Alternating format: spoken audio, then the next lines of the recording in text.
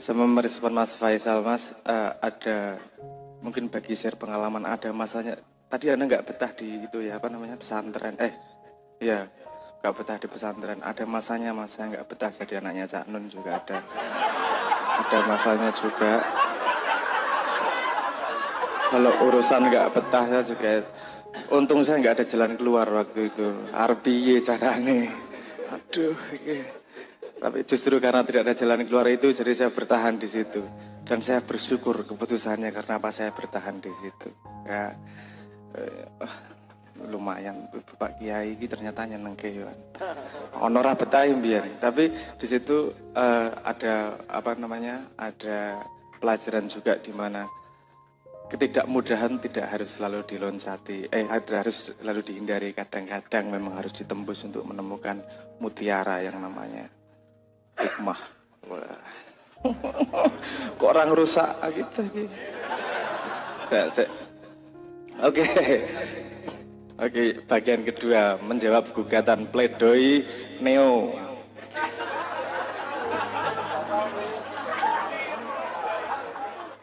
Pledoi Neolote, Noeleto. Ya, oke. Begini Mas, ini saya nggak akan menjawab langsung gimana-gimananya, tapi ini pintu buat saya untuk masuk dan membahas itu juga. Tema di situ, mencari apa yang benar, bukan siapa yang benar. Musuh terbesar dari manusia adalah dirinya sendiri. Yang sering kita tidak sadari adalah keyakinan bahwa kita adalah benar terhadap sesuatu hal. Itu musuh sing selip banget. Kita punya asumsi bahwa ini benar sehingga kita punya kesimpulan sesuatu. Kita lupa bahwa asumsi itu mungkin kadang-kadang juga belum terlalu benar. Nah itu yang banyak manusia selip. Nah saya pengen benar ini piye toh jane. Apa sebenarnya kalau kita mau ngomong benar salah, benar itu seperti apa? Konstruksi kebenaran itu seperti apa? Belum baik itu, tapi benar dulu.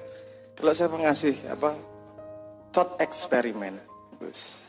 Gue rada nak nyambung Einstein gue apa sini DE ampuhe iki urusan thought eksperimen, di mana dia eksperimen lewat otaknya.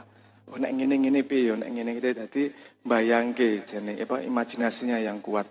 Makanya kalimatnya keluar, imajinasi itu lebih penting daripada pengetahuan. Ada kalimatnya itu karena dia memang luar biasa imajinasinya untuk membuat eksperimen. Nah, saya pengen ngajak berimajinasi, ngomong soal kebenaran. Kalau ada sebuah bunga dikelilingi oleh 10 orang yang menggambar bunga itu, gambarnya ada yang sama atau tidak? Nggak ada yang sama ya. Terus yang benar yang mana?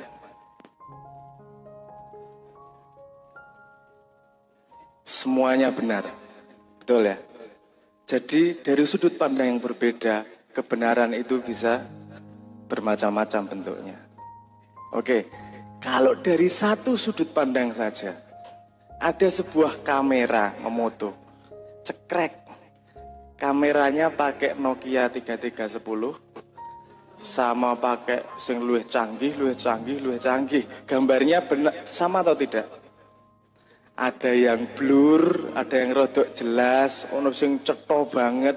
Nah, dari segitu banyak mana yang benar? Foto bunganya mana yang benar? Kan semua juga benar. Walaupun gambarnya nggak jelas, tapi kalau ngomong itu apakah itu foto bunga? Benar juga toh?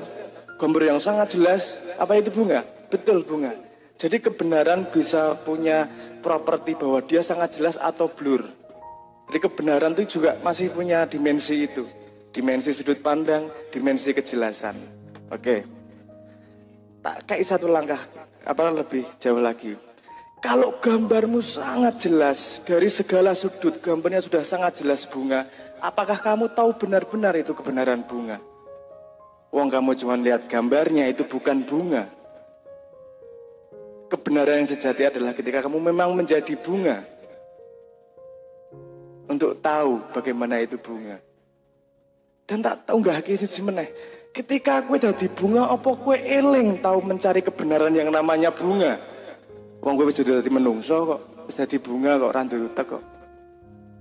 Nah, saya memberi gambar layout sedikit tentang tingkat kebenaran yang benar-benar benar-benar berlapis dan bermacam-macam. Nah ini tadi kalau saya digugat Natal iki mah aku dari pertanyaannya aja konsistensinya bingung aku gimana tadi. Ini ya nggak apa-apa sih diomongin kalau yang sudah paham. Kalau yang belum paham, gimana kalau membacanya? Oke, saya bertanya kemudian. Jadi kalau belum paham membacanya jadi salah informasinya? Ataukah itu mas bener tapi orangnya belum paham? Dengar maksudku? Kan dia tidak merubah kebenaran. Benar. Itu kan, tapi kita juga tahu kebenaran itu bermacam-macam dari sudut pandangnya. Jadi kalau saya misalnya nomor 1, tak catat di ngasihan iki. Rodok sregep aku. Nomor 1, kesalahannya adalah asumsi. Asumsi nek wong terkenal kowe ngomong sesuatu itu berbahaya karena dibaca banyak orang dan nanti dipercaya banyak orang. Buktinya paling jelas, yang paling terkenal adalah Kanjeng Nabi. Apakah semua orang percaya sama Kanjeng Nabi? Apakah semua orang manut karo Kanjeng Nabi? Enggak juga. Jadi asumsi berbahaya itu nanti dulu, belum selesai. Saya nggak ngomong bener salah ya. Aku ngejak mikir ngurut iki. Yang nomor 2, kesalahannya adalah asumsi reaksi. Kalau ada orang baca, kamu berasumsi bahwa reaksinya, oh itu bener berarti aku tak manut kuwi, akidahe dadi salah. Iki asumsi kowe ngerti akidah iki yo tak pertanyakan ini. Akidah itu bener salah ki lak yo pendapatmu juga. Bagaimana kamu mengaplikasikan sebuah pemahamanmu tentang peraturan kepada orang lain? Nah, asumsi itu mana? Saya gini aja. Saya mengambil kenapa saya ngomong seperti itu karena itu kebenaran yang saya pahami. Kenapa saya merasa aman dengan mengatakan itu? Karena saya belajar dari alam yang namanya pelajaran kepada manusia nomor 1 adalah yang disebut sebagai pengalaman. Manusia dari kecil dari lahir sampai mati, pelajaran nomor 1 itu namanya pengalaman hidup. Dan sifat pengalaman adalah dia memberi dulu pelat tesnya, baru pelajarannya di belakangnya. Sok-sok biasanya nek pengalaman buruk itu paling banyak diambil pelajarannya. Jadi gini, kalau pengalaman buruk ya nggak apa-apa, kita ambil hikmahnya. Nah biasanya gitu. Tapi nggak pernah kalau ada pengalaman baik, yuk kita ambil hikmahnya. Ngono biasanya ora. Jadi cuma pengalaman buruk yang diambil hikmahnya. Nah itu ya wong-wong kober. Nah, jadi memang informasi itu kalau informasi kamu sudah tahu informasinya, kenapa itu dikeluarkan? Kamu tidak akan mengejar. Wong kowe sudah tahu kok. Justru yang dikeluarkan adalah justru yang dihadapkan kepadamu adalah informasi yang tidak benar. Reaksi orangnya nek langsung manut, kuwi ono sing selit kuwi juga. Karena reaksi seharusnya orang-orang adalah bagaimana ketika dia tidak paham adalah dia mencari agar semakin lebih paham apa yang dia tidak paham. Nah semakin kita ini momen terakhir. Oke ya. Semakin ono gimana mas? Saya tanyain. Kalau saya di Twitter followernya 10.000 misalnya, saya untuk mengeluarkan kalimat yang tepat untuk followerku 100.000, saya harus tahu profilnya orang 10.000. Iki cah umur 14 tahun, 15 tahun, 6 likur, 3 loro, kira-kira sing mlebu pelajarane sing endi ya? Yang sudah siap yang mana ya? Itu tidak mungkin dilakukan. Makanya alam tidak memberi mekanisme belajar seperti itu. Alam memberi mekanisme pelajaran yaitu tadi pengalaman itu tadi. Hajar, kamu bisa ngambil hikmahnya atau tidak. Hajar, kamu patah atau tidak. Pengalaman adalah guru yang paling kejam. Dimana dia ngasih tes duluan, baru ngasih ilmunya belakangan. Bener tak misalnya? Juragan kitabnya ngomong bener itu sama.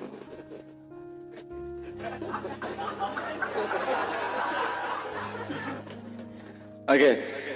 Itu Mas Yo. Jadi apa namanya? Banyak sekali asumsi-asumsi yang terkandung dalam sebuah kalimat.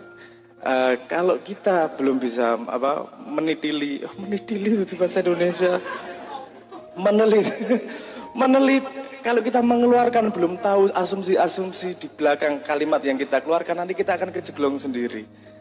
Makanya di sini ini hasil saya ngobrol-ngobrol kemarin di Jakarta KC, terus saya BBM-an BB apa WA ya. Pokoknya kontak-kontakan dengan Cak Nun, terus ngobrol-ngobrol sedikit banyak, belajar dari guru. Terus ada keluar kalimat itu, mencari apa yang benar, bukan siapa yang benar. Karena itu sangat basic dan kita sering lupa. Perdebatan, keributan biasanya mencari siapa yang benar, bukan mencari apa yang benar. Padahal siapa yang benar kita tahu dari struktur kebenaran tadi, kan banyak banget yang namanya jenis kebenaran itu. Banyak banget sudut pandang, banyak banget resolusi yang berbeda terhadap kebenaran. Maka yang kita lakukan ketika berdiskusi adalah saling mencari kebenarannya bagaimana. Tidak ada satupun orang di dunia yang memegang apa yang dia lakukan dan dia tahu bahwa itu salah. Yang dia pegang pasti kebenaran menurut dia. Jadi kalau kita belum mampu memahami kebenaran dia, rano sing jenenge diskusi. Sing ono meng paten-patenan. Kalah-kalahan, aku sing bener. Padahal kalau kamu pengen tambah pinter, semakin banyak kamu tahu kebenaran, semakin kamu tahu gambar lengkap yang namanya bunga itu tadi, yang saya contohkan itu tadi. Makanya di situ keluar kalimat, mencari apa yang benar, bukan siapa yang benar. Jadi sudut pandangmu bagaimana, sudut pandangku bagaimana, bagaimana kita sama-sama diskusi untuk mencari apa sebenarnya yang benar. Sama-sama munggah tingkat, sama-sama naik kelas. Dan itu yang saya harapkan, bukan saya harapkan, sepertinya itu yang saya rasakan, atmosfer yang ada dalam Ma'iyah. Kita mencari kebenaran dari mana saja, kita menyerap dari mana saja, dan kita ambil yang terbaiknya seperti apa. Kue kok ruwet urusan ini toh, urusan kristenisasi, gue jadi Kristen, jadi Islam dan segala macam. Iki ngene yo, iki murni berpikir wae. Orang gue ayat terang gue apa, karang raiso. Apa seneng?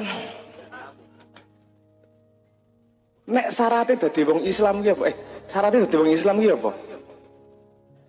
Syahadat. Heeh. Syaratnya yang disebut Islam dan non-Islam itu bedanya garisnya di mana? Nek kowe mlebu dadi wong Islam, kowe kon ngopo? Syahadat ya. Iki kok angel menjawab iki. Syahadat. Oke, syahadat. Syahadat itu yang penting di mulut atau di hati? Oh, di hati ya. Oke. Artinya syahadat apa? Bersaksi bahwa Gusti Allah ki Allah karo Kanjeng Nabi niku Rasul. Ya itu ya, artinya itu ya. Saiki tak takon. Kowe takon wong Nasrani apa ning endi? Sing ning gereja takon. Kowe percaya Kanjeng Nabi ki nabi apa dudu? Takon ono sing ngomong ora percaya. Mereka percaya bahwa Kanjeng Nabi itu nabi. Apa Nabi Muhammad adalah Rasul, percaya. Tuhannya siapa? Allah. Nek ngomong teknis syahadat, wis melaku urung syahadatnya.